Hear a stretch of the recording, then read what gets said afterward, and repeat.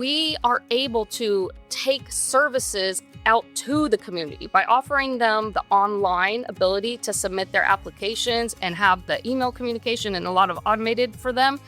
It keeps them in the know. From Tyler Technologies, this is the Tyler Tech Podcast, where we explore the trends, technologies, and people shaping the public sector. I'm your host, Josh Henderson. In this episode, I'm joined by Burgandi Grace, Principal Project Manager for Artificial Intelligence at Tyler, and Jessica Crone, Management Analyst for the City of Rancho Cordova, California. Together, they share how governments are using integrated systems to improve collaboration, streamline operations, and create more connected, resident-focused experiences. This conversation was recorded live at Tyler Connect 2025 in San Antonio. Let's dive in.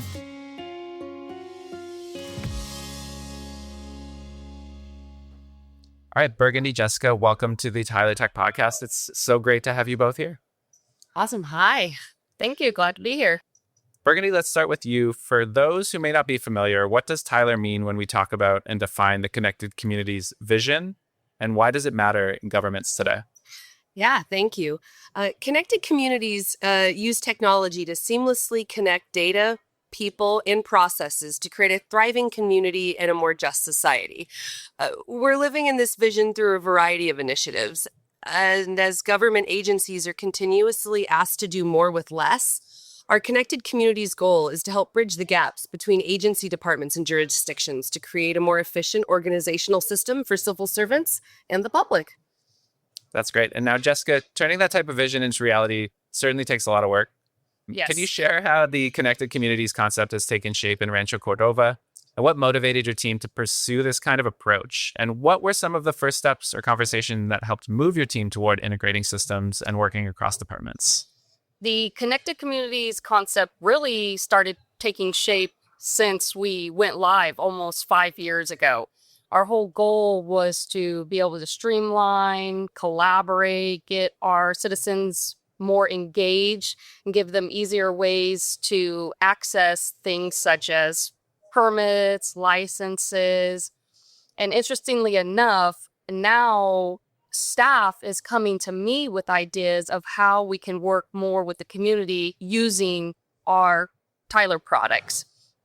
Our code enforcement division, for example, would find violations out in the community, and they would maybe find items such as overgrown lawns or chain link fences that needed to be removed, and they would refer them to our community engagement division, where we have a beautification program, and they can get a micro grant. Well, there was a paper process. The customers would have to send it in. Code enforcement would have to make a call. Mind you, they're in different buildings, these divisions, so they would have to find a way to communicate, and they really didn't know what the status of what anything was. So community engagement came to me and said, well, why don't we start working out of enterprise permitting and licensing, EP&L, and collaborate with code enforcement and link everything up? And then that's how we started to be able to offer more connected community with our residents and across departments. That's great. Now, as you well know, bringing multiple teams and departments together often requires more than just technology. How did stakeholder collaboration and change management play a role in your journey, and how did staff respond as things evolved? Thankfully, from the top, we had a lot of support. They were very encouraging. Our city manager was on board, and he was always encouraging us to move forward with positivity, embrace the change. And I got to be a part of that. And I thought to myself, how can I help our organization through this change management? We had been using our legacy system for 10 plus years, and people get set in what they're used to, right? So one day the idea came to me, why not create a persona or a mascot that represents this change? And we built a whole culture around it. So that's why I have my cape here for Super Egg. Very cool, It's right? awesome. Yeah. If you want to know what Super Egg stands for, come find me later. Find me on community. I'll let you know. But I will say that every chance that we had at an all hands meeting, a city manager huddle, in meetings, we went to all the departments, boots on the ground, and we kept staff informed the whole way, and we listened to their input. We let them see part of the configuration. So they were really a part of the process. And I also had incorporated some fun, engaging ways to get staff going. And so even if they showed up to the meeting just to see what I was going to do next, I got them in the room, we got together, and we figured things out. And we started having comments from staff saying, "This sounds fun. I'm excited about this." And again, I can't stress enough how important it is from the top just to have that leadership say, "This is a good thing. This is what we need. This is what we want. And this is how we're going to be able to work better together and help our residents."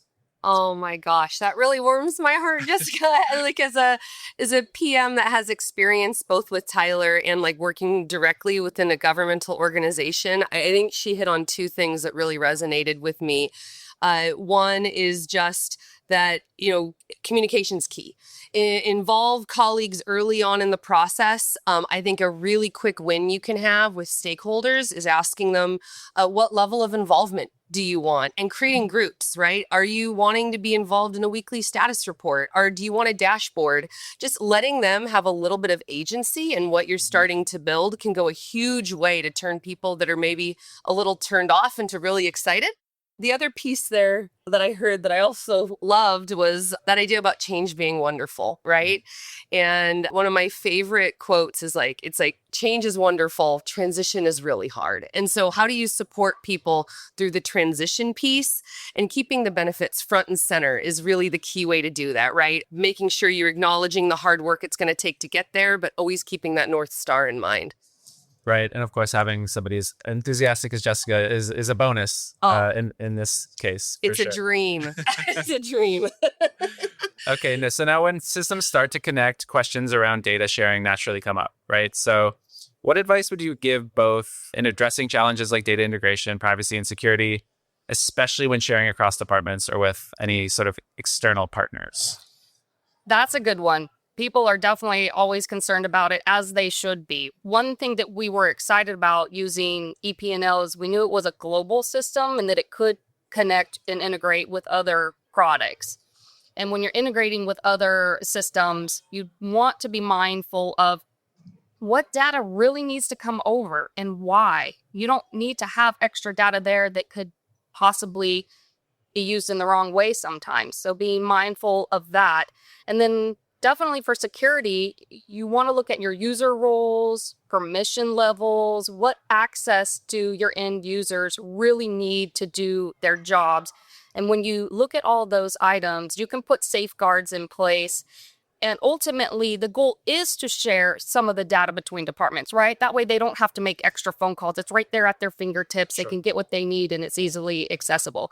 But if you take a look at your user roles and your permissions, that'll keep you in a good spot. Awesome. I would echo that too, and say from an insider's perspective, security is constantly on the top of our mind as an organization. At the Data and Insights Division, this includes our adherence to FedRAMP standards, which is a program led by the General Services Administration, which really just ensures that we're following like the highest level of security. That in conjunction with our out-of-the-box functionality for access control really helps create from the very beginning this culture of security within the system. Now, I wanted to touch on the implementation journey a little bit from both of your perspectives. What were some of the unexpected challenges that you've seen come up along the way? And what would you say are some of the best practices for working through those challenges? I believe it still goes back to that change management and having challenges there where some users may feel that you need to replicate your new system identical to your legacy system. Mm-hmm. Well, there's a reason why you've moved to a new system and you don't need to do things the way you used to. And it's also important to think for the future. What are you needing it to do? What are you wanting it to do? And preparing ahead of time versus just copying and pasting what you've done in the past, because that wasn't working anymore, right? So you need to be open to the change and open to the thought of, I might have to do things a little bit differently, but ultimately it streamlines things. I was so excited when I had staff come to me, some who before might have been a little bit resistant. Then they would come to my cubicle and they put their arms on my cubicle and say, guess what? I like this. It's working. And I say, I'm so glad. I'm so happy for you. And inside I'm thinking, yes, it's working. Everybody's using it. So it just takes a little bit of time, but definitely that can be a challenge.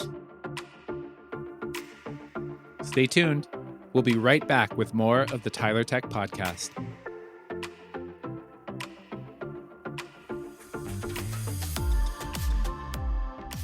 Big news! Tyler Connect 2026 is heading to Las Vegas.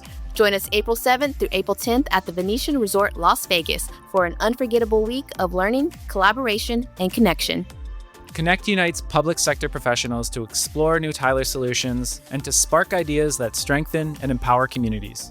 And now's your chance to save $250 with early bird pricing. Don't wait to lock in your spot at this year's premier public sector conference. Visit tylertech.com/connect to register today or click the link in our show notes. We'll see you at Tyler Connect 2026, where we empower, collaborate, and imagine what's possible for the public sector in Vegas. Now let's get back to the Tyler Tech Podcast. And now I know it's sometimes it's some people say it's a marathon, not a sprint too, when it comes to the implementation journey and seeing those results long term. I'm wondering if you can share any insights on that. Yeah, I mean, I would say, what do they say about project management? That it's like 80% planning, 20% execution, right? So, in the beginning, spending the time, like who is going to be impacted by this? What are they going to be experiencing? How can we connect with them? Like the 3 secret ingredients to a well-run project is communication, communication, communication. And I think as long as that's kept front and center in general, you can pretty much overcome any obstacle. That's great. Now, Jessica, since adopting this connected communities approach in Rancho Cordova, what improvements have you seen? And I want to hear your thoughts on both within your organization and from a resident perspective. We've seen a lot of great improvements of streamlined, less time to process things. We've gone from processing some items from up to a week down to a day. We have automations. We're able to connect with our vendors that might be performing the work. We're able to automatically send them an email once something's been approved, letting them know they can go out and do the work. The departments have better communication because they're able to see all that information readily available. And we are able to take services out to the community by offering them the online ability to submit their applications and have the email communication and a lot of automated for them. It keeps them in the know. They don't have to constantly question what's going on with my application. And we've seen some good results from that. We're getting good feedback. Every once in a while, we'll get an email from a customer saying, thank you. Your system was easy to use. And I love when I get those. So we save those, right? But again, the collaboration between multiple departments, multiple systems, we're able to see dashboards and stats and know what's going on in other departments. We definitely enjoy that our citizens, again, I can't stress enough, they have that 24/7 availability to log into their portal, see what's going on, and it's made things a lot faster.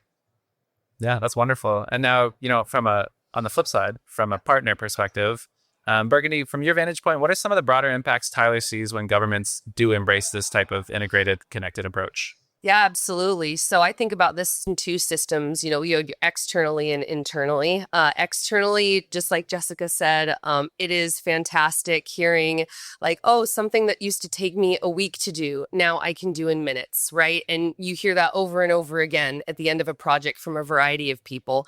Mm-hmm. For example, just that one-stop shop to get the information they need. They don't need to go to 5 different agencies, to figure out how to submit that one application. They're able to do that all in a single place, which is great. Internally, I'm really a public service person at heart. It's where I started my work. And what really lights my brain up is the idea of internally staff being able to do things quicker, faster, easier, make better decisions. I love that we can take data across many counties, for example. Recently, I worked on a project where we connected all 105 counties within a state and bubbled it up to the state level. And now those state level executives get near real-time data and can make decisions almost immediately, right? Based on the information that they're receiving. That's super powerful. And they no longer need to go out and seek that information. It's getting bubbled up to them right away. Fantastic. So yeah, as we start to wrap this conversation up, I just wanted to throw out one more question to you both. As more governments look to modernize and connect their services, what's your advice for leaders who want to start this journey and may feel overwhelmed by the complexity of it all? Go for it. Just go for it. Use the technology. Be open to the change. Adopt new practices. Work together. Again, having the leadership be available, find champions within your organization that is going to support the effort, disseminate the information to their staff, really keeping everybody in the loop, I feel sets you up for success. I would just offer the best way to eat an elephant is one bite at a time. And most organizations that are really successful at these transformations, they just really take the time to develop the why.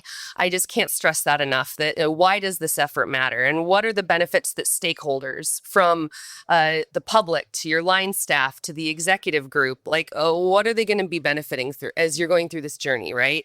Then I'll just make a plug and say the easy part comes, which is getting paired with a Tyler implementation team. And we advise, cheerlead, guide people through their connected communities journey. That's fantastic. Burgandi, Jessica, thank you both for joining today and for a great discussion and sharing your perspectives. Lastly, I understand there's a special... Should we really wrap it up? Oh, here we go. Yes. Let's do it. Okay, are you ready for the experience of the Super Egg? Ho! EGG Super Egg is my name. Configuring and implementing new software is my game. As your system administrator, I'm eliminating frustrators, bringing online services to the community. When we leverage Tyler technologies, we build that unity. So good. First rap on the podcast. Yeah. That's amazing. Yeah. That was awesome. Thank you both. As we heard today, building connected communities is about more than linking systems. It's about creating a foundation for collaboration, efficiency, and trust. Burgandi and Jessica shared how technology can help governments work more seamlessly across departments, reduce manual processes, and deliver digital experiences that truly meet residents where they are. If you'd like to learn more, check out the show notes for additional resources. And we'd love to hear your feedback. Fill out the listener survey linked in the notes or reach out anytime at podcast@tylertech.com. Be sure to subscribe, rate, and review the show so you never miss an episode. For Tyler Technologies, I'm Josh Henderson. Thanks for listening to the Tyler Tech Podcast.